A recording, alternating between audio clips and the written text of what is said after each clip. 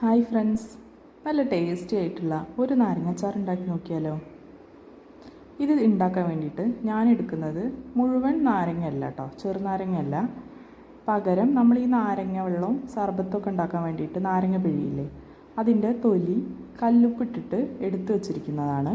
ഈ നാരങ്ങ തൊലി കൊണ്ടാണ് നമ്മളിന്ന് നല്ല ടേസ്റ്റി ആയിട്ടുള്ള അച്ചാർ ഉണ്ടാക്കുന്നത്. സാധാരണ നാരങ്ങ അച്ചാറിൻ്റെ പോലെ ഭയങ്കരമായിട്ട് പുളിയോ ഒരു കുത്തലോ ഒന്നും ഉണ്ടാവില്ല കേട്ടോ. എന്നാൽ നാരങ്ങയുടെ ആ യഥാർത്ഥത്തിലുള്ള ആ ഫ്ലേവറും ടേസ്റ്റും ഒക്കെ ഉണ്ടാവും ചെയ്യും.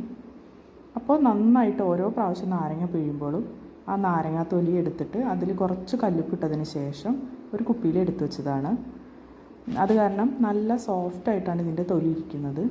ഇതുപോലെ നമുക്ക് കത്രിക വെച്ചിട്ട് ചെറിയ ചെറിയ കഷ്ണങ്ങളാക്കിയിട്ട് മുറിച്ചെടുക്കാം. ഇങ്ങനെ ഓരോന്നും ഇതുപോലെ ചെറിയ കഷ്ണങ്ങളായിട്ട് മുറിച്ചെടുക്കുകയാണ്. നമുക്ക് അച്ചാറിന് എത്ര വലുപ്പമാണോ കഷ്ണം ആവശ്യം അത്രയും വലുപ്പമായിട്ട് നമുക്കിത് മുറിച്ചെടുക്കാം. ഞാനിപ്പോൾ ഇത് ഏകദേശം ഒരു മാങ്ങയുടെ അത്രയും മാങ്ങ നുറുക്കിയിടുന്ന അത്രയും വലുപ്പത്തിനാണ് മുറിച്ചെടുത്തിട്ടുള്ളത്. അപ്പോൾ അതെല്ലാം ഇതുപോലെ മുറിച്ച് സെറ്റാക്കിയിട്ടുണ്ട്. ഇനി ഒരു ചീനച്ചട്ടിയിലേക്ക് വെളിച്ചെണ്ണ ഒഴിച്ചതിന് ശേഷം വെളിച്ചെണ്ണ ചൂടാവുമ്പോൾ അതിലേക്ക് ഒരു 2.5 സ്പൂണോളം നല്ല എരിവുള്ള മുളക് പൊടിയാണ് ചേർത്ത് കൊടുത്തിട്ടുള്ളത്. ലോ ഫ്ലെയിമിലാണ് വെച്ചിരിക്കുന്നത്. ഇനി ഇതിലേക്ക് പിന്നെ ചേർത്ത് കൊടുക്കുന്നത് ഒരു 1/4 ടീസ്പൂണോളം മഞ്ഞൾപ്പൊടിയാണ്. ഇനി 2 പൊടികളും എണ്ണയിൽ കിടന്ന് അതിൻ്റെ പച്ചമണം മാറുന്ന വരെ ഒന്ന് മിക്സ് ചെയ്തെടുക്കണം.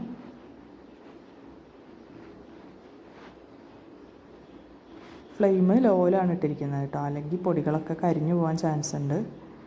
ഇനി ഇതുപോലെ നന്നായിട്ട് വഴറ്റിയെടുക്കണം. ഈ ഒരു സമയത്ത് നമ്മൾ കുറച്ച് വെളിച്ചെണ്ണ ഒഴിച്ചാൽ മതി.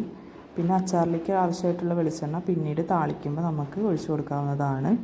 ഇപ്പോൾ ഇതുപോലെ കുറച്ച് വെളിച്ചെണ്ണയിൽ പൊടികൾ വഴറ്റിയെടുക്കാം. ഇനി നമ്മൾ ഇതിലേക്ക് ചേർത്ത് കൊടുക്കുന്നത് നേരത്തെ നുറുക്കി വച്ചിരിക്കുന്ന നാരങ്ങാ തൊലിയാണ്. ഇത് നന്നായിട്ട് എണ്ണയിൽ ഒന്ന് കിടന്ന് മിക്സായിട്ട് വരട്ടെ. ശേഷം ഇതിലേക്ക് നമ്മൾ അരിഞ്ഞു വെച്ചിരിക്കുന്ന വെളുത്തുള്ളി ഒരു 6-7 പച്ചമുളകോളം ഉണ്ട്, ഇതും ചേർത്ത് കൊടുത്തിട്ടുണ്ട്. ഇത് എല്ലാം കൂടി ഈ മുളകും എണ്ണയുള്ള മിക്സിലേക്ക് നന്നായിട്ട് ഇളക്കി യോജിപ്പിക്കണം. നാരങ്ങാത്തൊലി സ്റ്റോർ ചെയ്യുന്ന സമയത്ത് ഞാൻ കല്ലുപ്പാണ് ഇട്ടിട്ടുണ്ടായിരുന്നത്.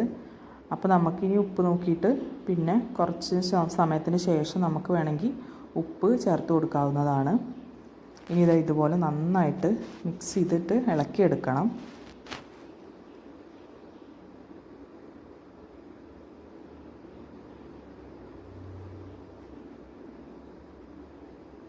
ഇപ്പോൾ എല്ലാം നല്ല മിക്സായിട്ട് യോജിച്ച് വന്നിട്ടുണ്ട്. ഇനി ഇതിലേക്ക് 1 സ്പൂണോളം വിനാഗിരിയാണ് ഒഴിച്ചു കൊടുക്കുന്നത്. സാധാരണ നാരങ്ങ നമ്മൾ ഫുള്ളായിട്ട് ഇടുമ്പോൾ വിനാഗിരി ഒഴിച്ചു കൊടുക്കേണ്ട ആവശ്യം വരാറില്ല. കാരണം നാരങ്ങയുടെ തന്നെ നല്ല പുളിയും ഒക്കെ ഉണ്ടാവും. ഇതിപ്പോൾ തൊലിയായ കാരണം കുറച്ച് പുളിക്ക് വേണ്ടിയിട്ടാണ് നമ്മൾ 1 സ്പൂൺ ഒഴിച്ചു കൊടുത്തിരിക്കുന്നത്. അധികം ആവരുത്. കുറച്ച് ഒഴിച്ചു കൊടുത്തതിന് ശേഷം നന്നായിട്ട് എല്ലാ ഭാഗത്തേക്കും എത്തുന്ന രീതിയിൽ മിക്സ് ചെയ്ത് എടുക്കണം. ഇനി അച്ചാറിന് ആവശ്യമായിട്ടുള്ള വെള്ളമാണ് നമ്മൾ ചേർത്ത് കൊടുക്കുന്നത്. ഇനി ഇതൊന്ന് തിളച്ച് നല്ല സെറ്റായിട്ട് വരട്ടെ.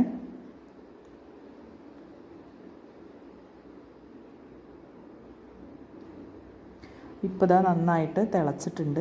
ഇപ്പോൾ ഉപ്പ് നോക്കിയിട്ട് ഉപ്പ് ഇത്തിരി കുറവാണ്. അപ്പോൾ ഒരു 2 സ്പൂണോളം പൊടിയുപ്പ് ഞാൻ ഇട്ട് കൊടുത്തിട്ടുണ്ട്. ഇനി ഇതെല്ലാം കൂടി നന്നായി തിളച്ച് വരണം.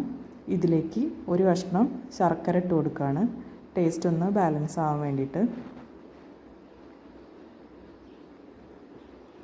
ഇപ്പോൾ ചാറൊക്കെ തിളച്ച് കുറുകി നല്ല പാകമായി വന്നിട്ടുണ്ട്. ഇനി തണുക്കുമ്പോൾ കുറച്ചും കൂടി ഒന്ന് തിക്കായി വരും കേട്ടോ.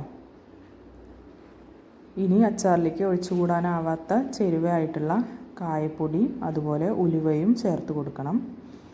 ഞാൻ ഏകദേശം ഒരു 1/4 ടീസ്പൂണോളം കായപ്പൊടി ചേർത്ത് കൊടുത്തിട്ടുണ്ട്. അതുപോലെ ഒരു 1/4 ടീസ്പൂണോളം ഉണക്കി പൊടിച്ച ഉലുവ പൊടിയും ചേർത്ത് കൊടുത്തിട്ടുണ്ട്. ഇനി നമ്മൾ ഇത് നന്നായിട്ട് മിക്സ് ചെയ്തതിന് ശേഷം നമ്മൾ ഈ അച്ചാർ ഒന്ന് താളിക്കാൻ പോവുകയാണ്. അപ്പം അതിന് വേണ്ടിയിട്ട് കടുക്, വറ്റൽമുളക്, കറിവേപ്പില ഇതെല്ലാം കൂടി നല്ലോണം വെളിച്ചെണ്ണയിൽ മൂപ്പിച്ചതിന് ശേഷം ഈ അച്ചാറിലേക്ക് ചേർത്ത് കൊടുക്കുകയാണ്. ഈ ഒരു സമയത്ത് നമുക്ക് അച്ചാറിന് ആവശ്യമായിട്ടുള്ള വെളിച്ചെണ്ണ എത്രയാണെന്ന് വെച്ചാൽ ചേർത്ത് കൊടുക്കാം. ഇനി നന്നായിട്ട് മിക്സ് ചെയ്തെടുക്കണം. ഇപ്പോൾ നമ്മുടെ നല്ല ടേസ്റ്റി ആയിട്ടുള്ള നാരങ്ങ തൊലി വെച്ചിട്ടുള്ള അച്ചാർ ഇവിടെ റെഡി ആയിട്ടുണ്ട്. സാധാരണ നാരങ്ങ അച്ചാറിൻ്റെ പോലെ ഭയങ്കര പുളിയോ കുത്തലോ ഒന്നും ഉണ്ടാവില്ല കേട്ടോ. നല്ല സോഫ്റ്റായിട്ടുള്ള നല്ല ടേസ്റ്റി ആയിട്ടുള്ള നാരങ്ങ അച്ചാറാണ്. നാരങ്ങയുടെ നല്ല മണവും എരിവും ഒക്കെ ആകുമ്പോൾ നല്ല അടിപൊളി ടേസ്റ്റാണ്. ഇപ്പം നാരങ്ങ വെള്ളമൊക്കെ കലക്കുമ്പോൾ ഇതുപോലെ തൊലി കളയാതെ സൂക്ഷിച്ചാൽ നല്ല ടേസ്റ്റി ആയിട്ടുള്ള നാരങ്ങ അച്ചാർ നമുക്ക് ഉണ്ടാക്കി